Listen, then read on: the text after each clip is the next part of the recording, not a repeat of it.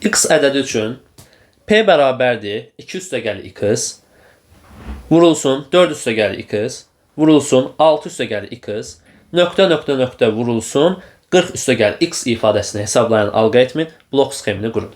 Deməli biz nə edirik? X-imiz zaten məchul kimi qalacaq. Yəni x-i daxil edəcəyik, amma məchul kimi saxlayacağıq.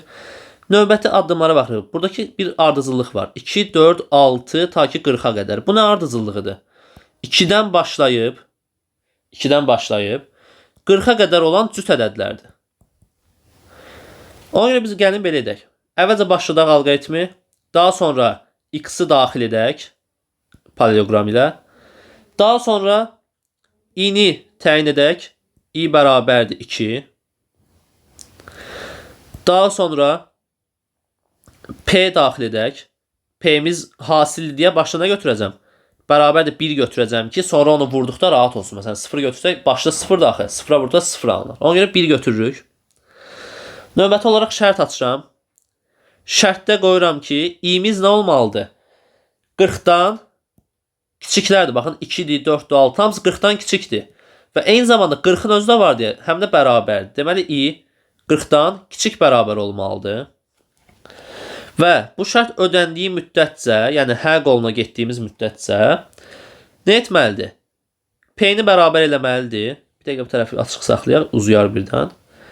P-ni bərabər eləməlidir. P vurulsun. I üstə gəlinsin x-a.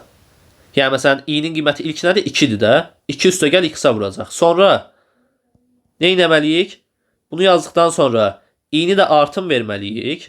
I-ni bərabər eləməliyik i plus 2-yə. Çünki məsələn 2-dirsə i nə olmalıdır? 4-ə keçməlidir, 6-ya keçməlidir. 2 artır da. Burada da baxın i-ni üstə gəlmişəm x. Növbəti addımda belə olacaq. Bunu vuracaq nəyə? 4 vur x-a. Bu belə gedəcək. Ta ki dövrü dayanana kimi. Deməli mən bunu yazandan sonra nə edirəm? Mən bunu yazandan sonra artıq i-nin də artımını verdim. Şərtin əvvəlinə qayıdıram. Ki hər səfərində p-ni i üstə gəl x-a vuracaq və şərtin əvvəlinə qayıdacaq. Ta ki artıq i-miz 40-dan böyük olduğunda artıq nə edəcək? Bu prosesi dayandıracaq. Çünki 42 olsa məsələn bu artıq işləməməlidir axı dövr.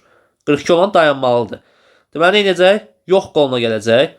Və yox qolunda da bizdə artıq nə edə bilərik? Həmin o p hasilini çıxışa verə bilərik. Və sonda da alqoritmi sonlandırarıq. Bu qədər.